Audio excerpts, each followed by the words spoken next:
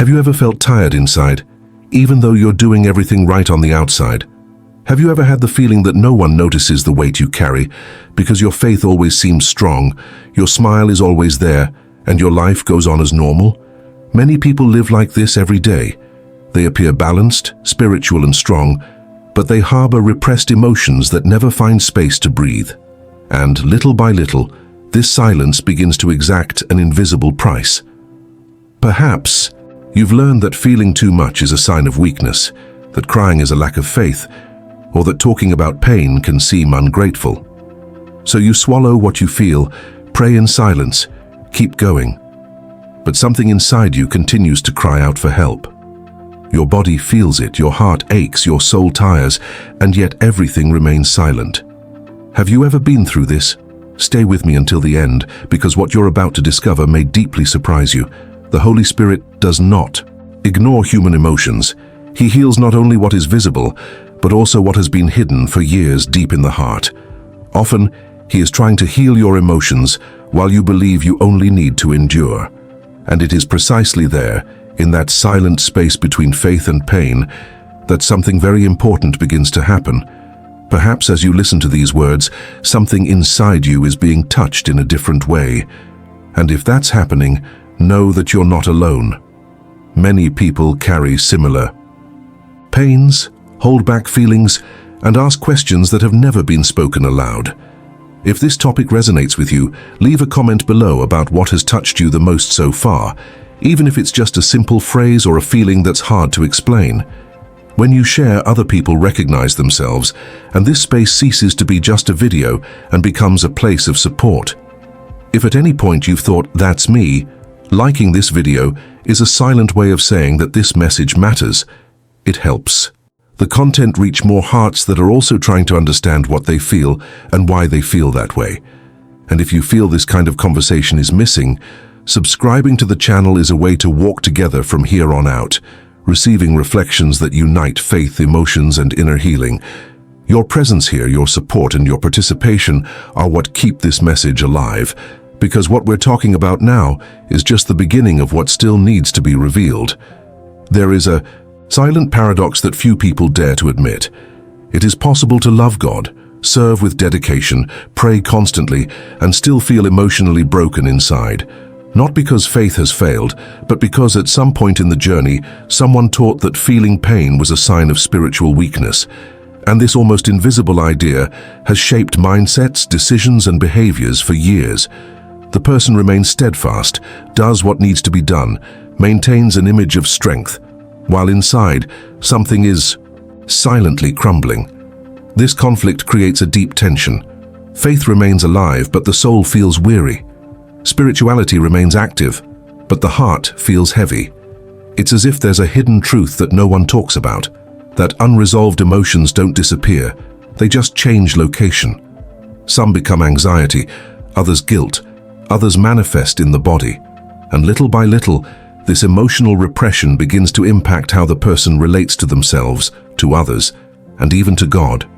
Feeling pain is not a lack of faith.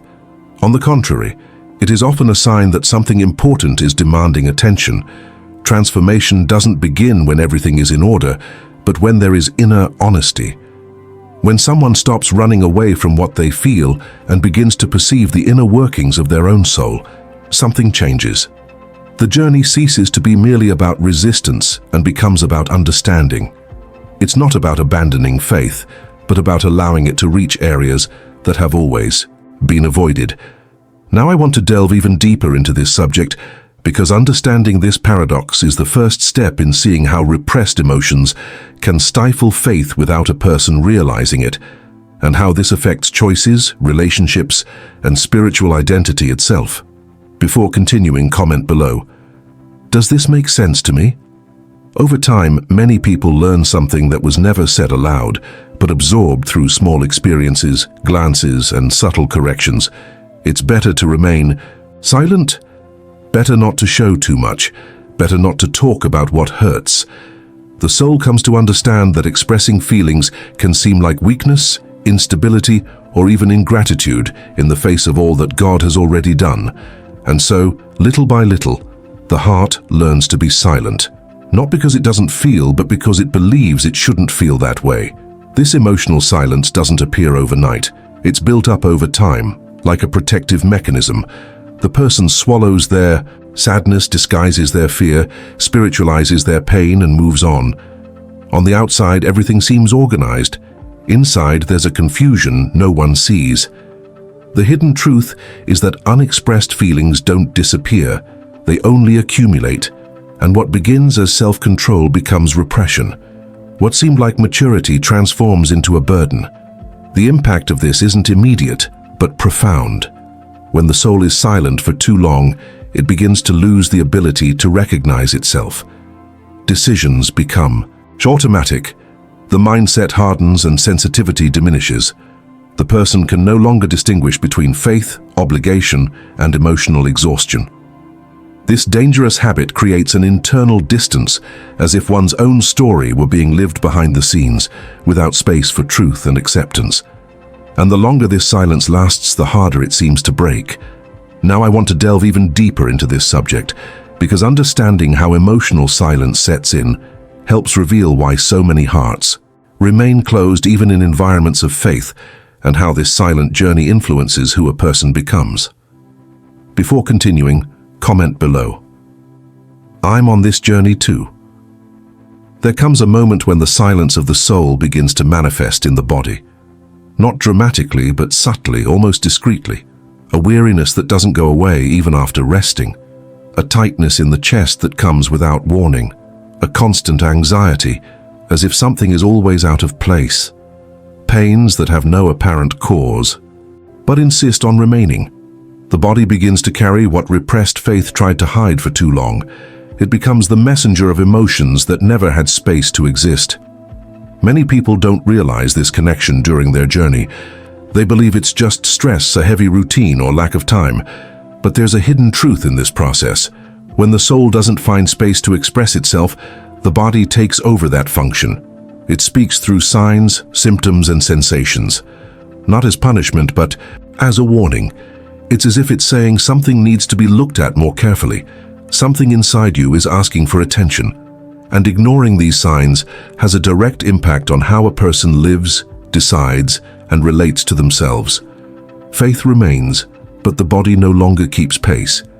Decisions are made at the limit of energy. The mindset becomes defensive and emotional sensitivity diminishes. What was once light becomes a burden. What was once pleasure becomes an obligation. This silent wear and tear happens behind the scenes, far from the eyes of others, but it influences the entire journey. It's not a lack of faith, but rather an emotional accumulation that has never been acknowledged. Now I want to delve even deeper into this subject, because understanding how the body reacts when emotions are repressed reveals a lot about the transformation process that needs to happen internally.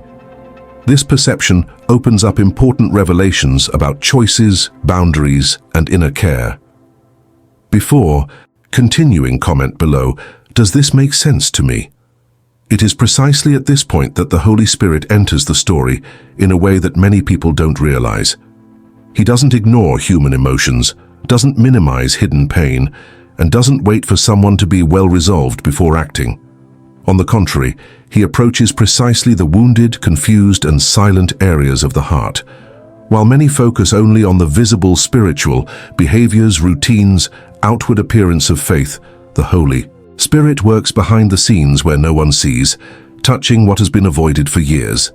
There is a hidden truth here that completely changes how faith is lived.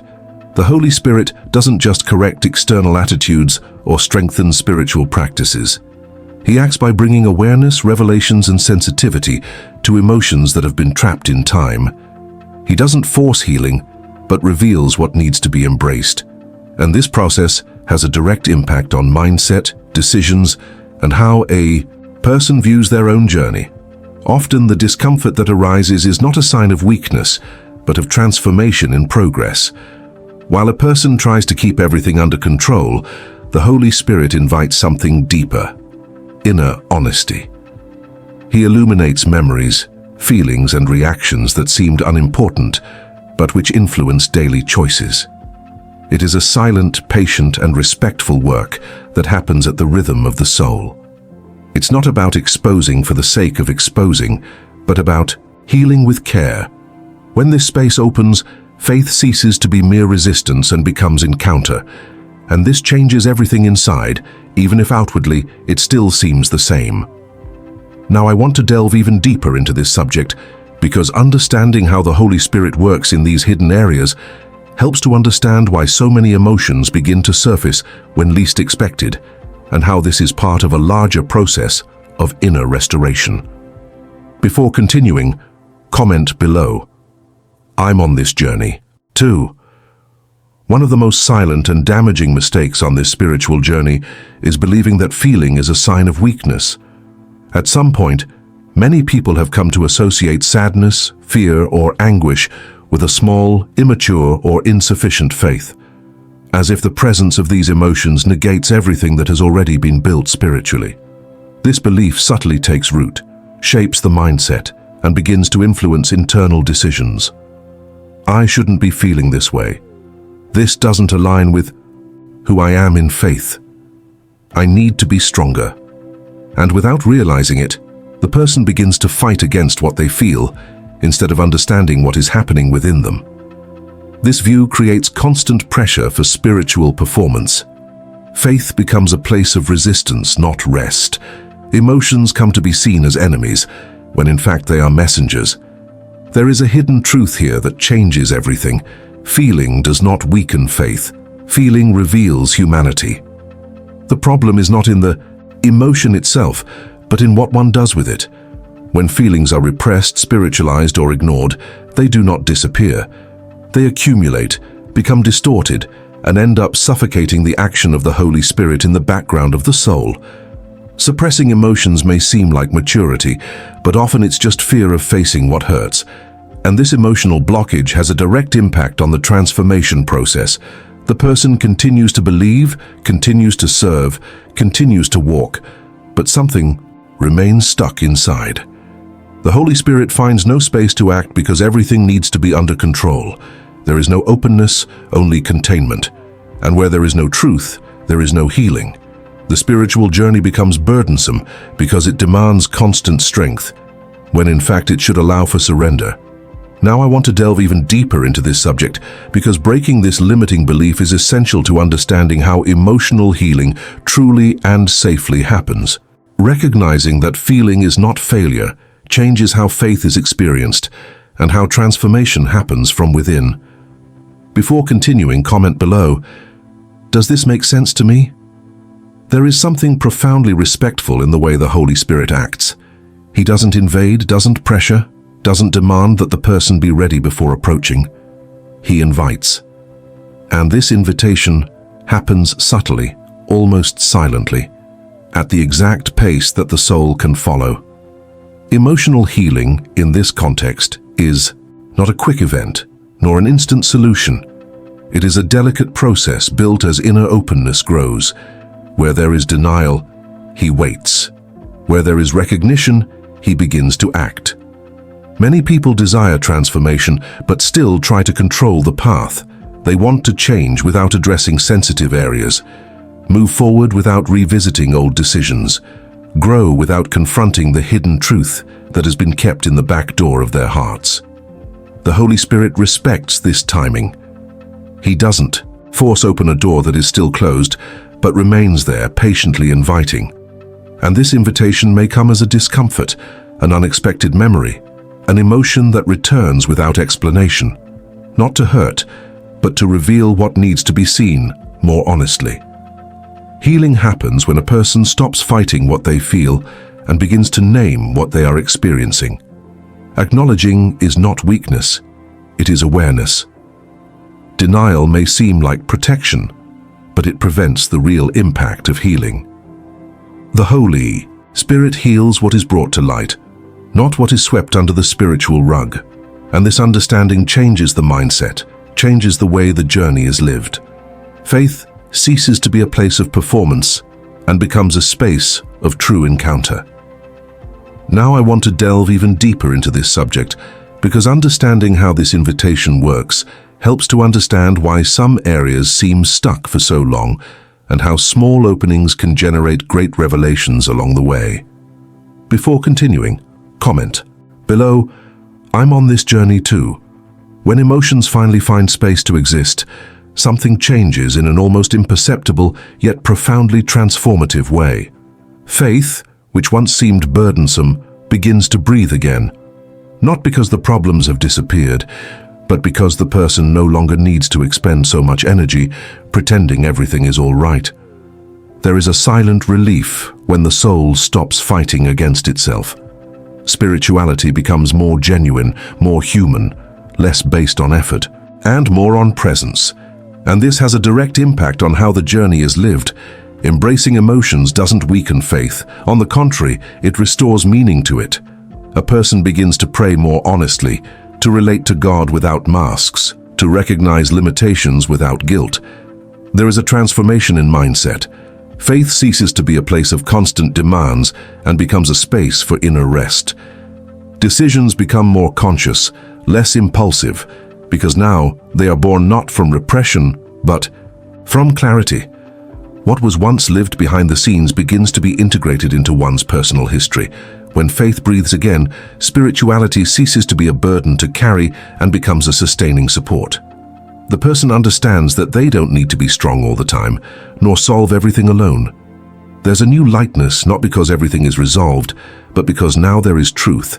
And where there is truth, there is movement. The heart becomes more sensitive, not more fragile. Faith deepens, not out of obligation, but through real connection. This change alters how the person sees themselves, how they treat themselves, and how they walk their path. Now I want to delve even deeper into this subject, because understanding this moment when faith begins to breathe again helps to perceive the subtle signs that something is being restored from within. This awareness opens space for new revelations about identity, choices, and emotional care throughout the journey. Before continuing, comment below, "Does this make sense to me?" As this lighter faith begins to manifest, subtle signs emerge that many people ignore or try to rationalize, but which say a lot about what is happening behind the scenes of the heart. One of them is an inner discomfort that appears without warning, not as common anxiety, but as a restlessness that demands attention. It's not meant to paralyze you, it's meant to invite you to look inward. Sometimes unexpected tears come in simple moments, when a word, a song, or even silence touches a hidden truth that has been kept for too long. It's also common for old memories to resurface, scenes that seemed resolved but return with a new emotional charge. This isn't a setback on the journey, it's part of the transformation. When these memories emerge, they don't come to hurt you again, but to be seen in a different light, with more maturity, more awareness, and less guilt. This has an impact because it affects your mindset, how you interpret the past, and how you make decisions in the present. Another very clear sign is the need for silence. Not empty silence, but the kind that calls for pause, reflection, presence. The person begins to feel that external noise no longer satisfies, that something is being adjusted internally. And along with this, an almost inevitable desire arises to talk about old pains, to name feelings that were previously swallowed, not to victimize oneself, but to liberate. When pain is given a name, it loses power. Now I want to delve even deeper into this subject because recognizing these signs completely changes how you relate to them. Instead of running away, you begin to embrace them. Instead of fighting the process, you walk with it. This awareness transforms the emotional journey into something conscious, aligned with truth and purpose.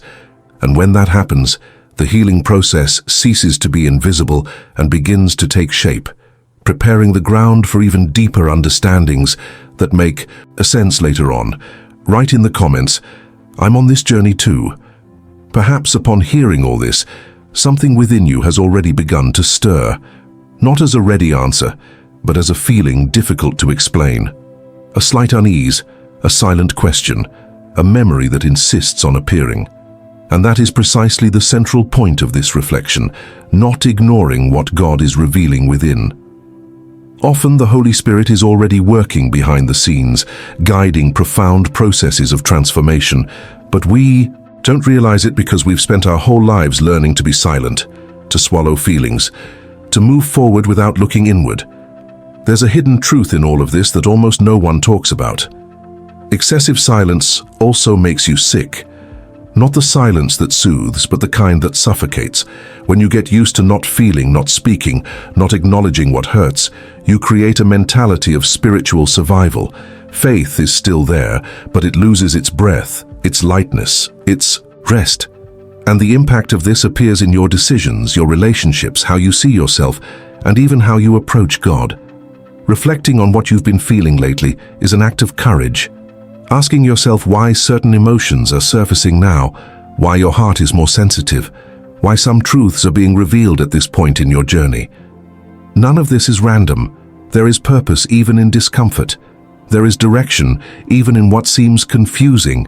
When you start paying attention, you realize that God is not exposing you to shame you, but inviting you to a more truthful, more whole, more human place. Now I want to delve even deeper into this subject, because understanding this invitation completely changes how you live your faith and how you deal with your own emotions. Before continuing, stop and observe what this has awakened within you. Comment below, does this make sense to me?